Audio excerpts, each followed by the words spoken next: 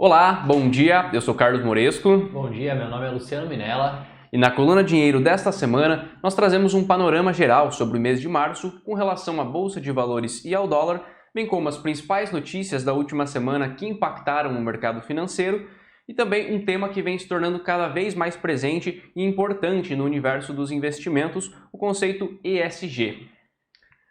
É isso aí, vamos lá. Primeiramente iniciando aí então com os resultados do mês de março, né? Tivemos o encerramento do mês e março trouxe realmente uma recuperação que era muito importante para o Ibovespa, que dessa vez veio então a acompanhar o mercado externo, né? E acumulou então uma alta mensal aí de 6% no mês. Sendo, como eu comentei, então o primeiro mês positivo, né? A gente inclusive trouxe esse gráfico aqui onde a gente consegue ver que janeiro a gente teve um encerramento com baixa realmente, fevereiro foi a mesma coisa, a gente saiu de fevereiro aqui, terminou em março aqui, né? E aí março então o primeiro mês que a gente vem com resultado positivo, fechando ali próximo aos 115 mil pontos, né? Um resultado então, como eu comentei, que era muito necessário, a gente precisava disso para o mercado também dar uma respirada, então a gente conseguiu esse fechamento de mês agora.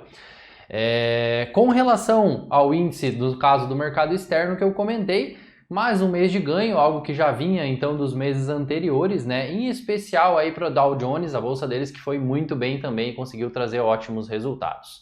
Se tratando já do mercado cambial, então falando um pouco do dólar, né? Março foi um mês que teve bastante volatilidade, a gente teve muito sobe e desce, a gente consegue ver também aqui no gráfico, né? A gente saiu de 5,40, passou de R$ 5,80 e então voltamos ali, realmente deu um fôlego ali para o dólar, ele deu uma acalmada de certa forma, né? Moderou então essa volatilidade e fechou aí ainda em alta, mas uma alta bem tranquila, foi de 0,4%. E na última terça-feira foi anunciado pelo governo que se iniciará o processo de pagamentos da primeira das 4 parcelas do novo auxílio emergencial, com valores que ficaram entre 150 e R$ 375, dependendo aí da composição familiar. E o valor médio concedido ficou na casa de R$ 250 e se limita a um beneficiário por família.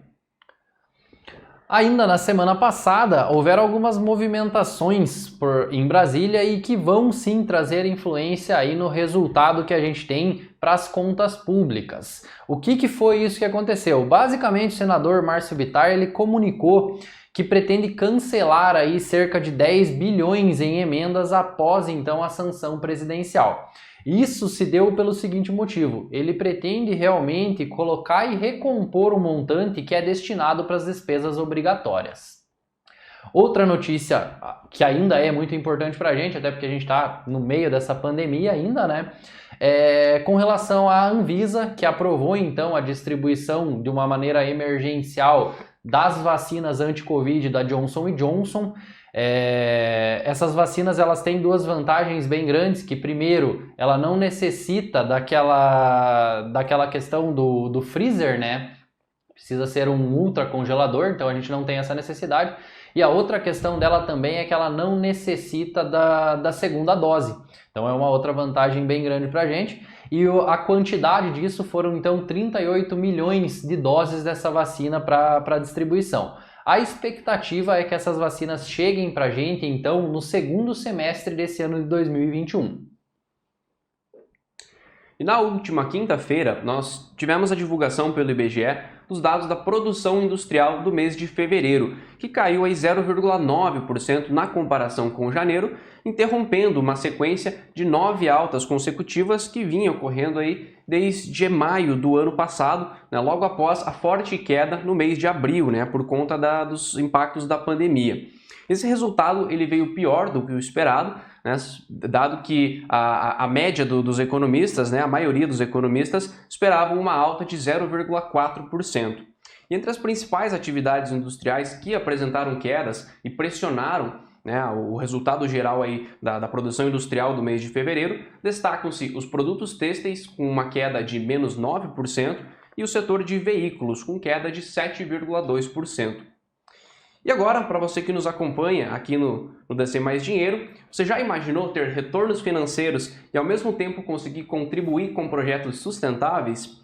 Hoje nós vamos falar, trazer o conceito ESG, que ele é aplicado aí no universo dos negócios já há alguns anos, mas vem sendo apontado como uma das principais tendências atuais, podendo ser interessante aí para diversificar o seu portfólio de investimentos. Tá?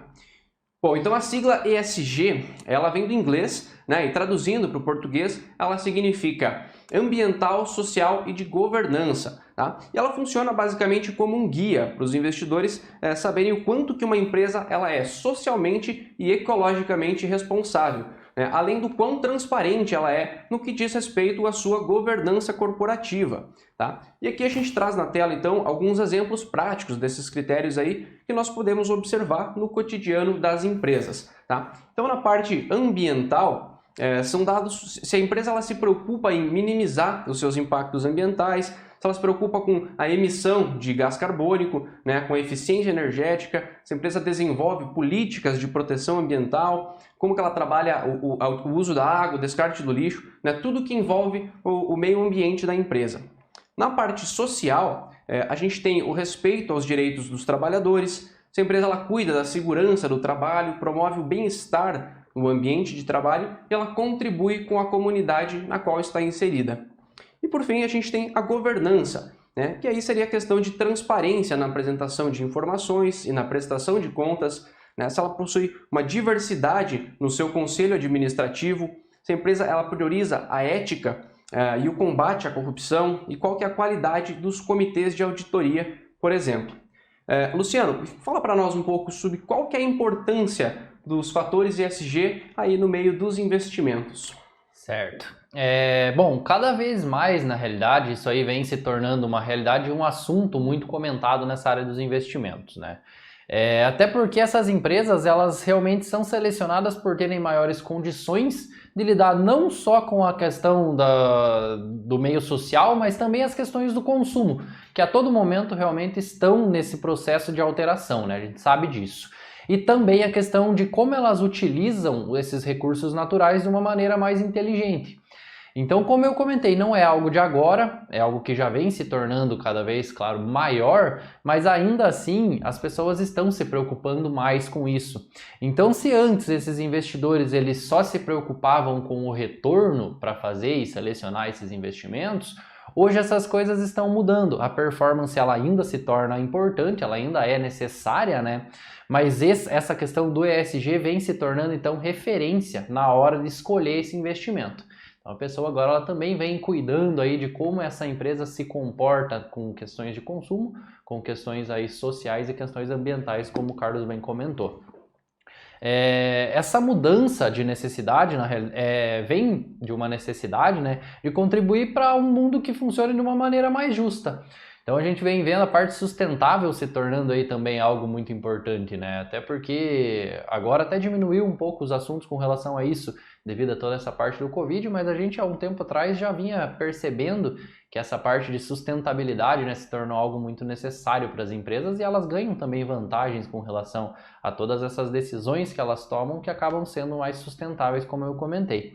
E essas empresas, então, elas são priorizadas realmente no momento aí dessa escolha. E outra coisa que é muito importante, elas vêm reparando que isso aí a médio e longo prazo se torna uma questão de solidez para a empresa. Então ela consegue também se tornar uma empresa mais sólida e ela também tem benefícios com relação a tomar essas decisões, né?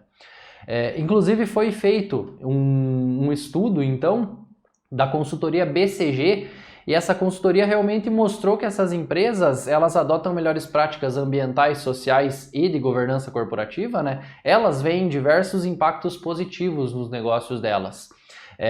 Por exemplo, maior lucratividade realmente, que é algo que as empresas também buscam, a gente sabe disso.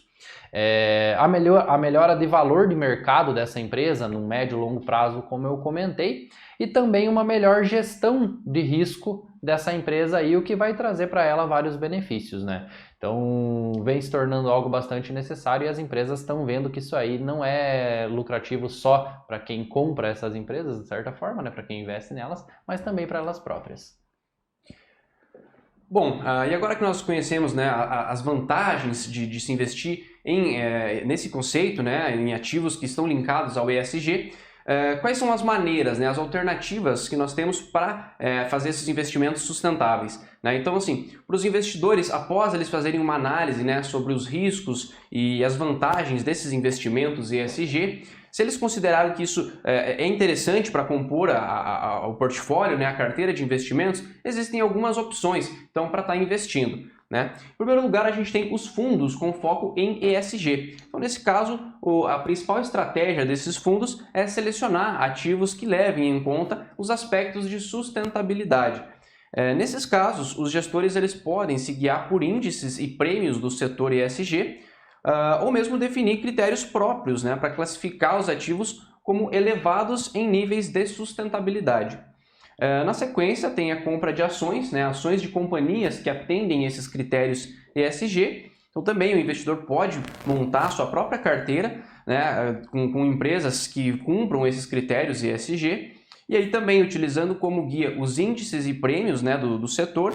Inclusive, a gente traz como exemplo o Índice de Sustentabilidade Empresarial da B3, né, o ISE, onde é possível acessar pelo próprio site da B3 e você vai identificar ali quais são as empresas, né, que atendem a esses critérios. Atualmente são 47 empresas, tá, que atendem esses critérios e também existe a opção de seguir carteiras recomendadas ESG, né, dessa categoria.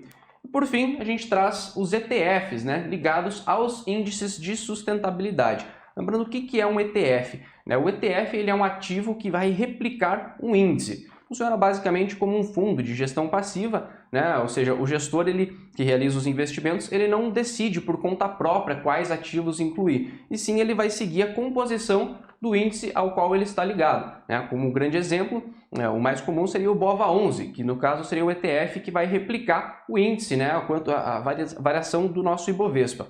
Então, no caso das ETFs que são ligadas ao ESG, a gente tem algumas opções, como por exemplo o ISUS11, né? Nesse caso ele é o ETF que está atrelado ao índice ISE, o Índice de Sustentabilidade Empresarial. Na sequência a gente tem o ECOO11, né? Esse seria o índice atrelado o ETF atrelado ao índice ICO2, né? O Índice de Carbono Eficiente. E por fim o GOV11, né? Que é o índice atrelado ao índice, o ETF atrelado ao índice IGCT, é o Índice de Governança Corporativa Trade. Certo. Obrigado, Carlos, pelas explicações, acho que foi bastante claro. Eu gostaria de agradecer, então, a presença de todos vocês que nos acompanharam. Espero que tenha sido também esclarecedor para vocês, que você aí que escolhe hoje o seu ativo, passa no site da B3, dá uma olhadinha em quais são essas 47 empresas, vê se também faz sentido hoje de acordo com o teu perfil de investidor, né, conforme a gente sempre vem falando, que é muito importante. Mas esse então, como assunto que a gente trouxe essa semana, é algo que vem se tornando muito importante e muito interessante aí de se avaliar também, além da performance, né? Então, muito obrigado, envie as dúvidas pra gente, se tiver qualquer outro assunto que você acha que é bacana a gente trazer e conversar, nos passa e a gente vai estar trazendo para você nas próximas semanas. Obrigado pela presença e excelente semana a todos vocês.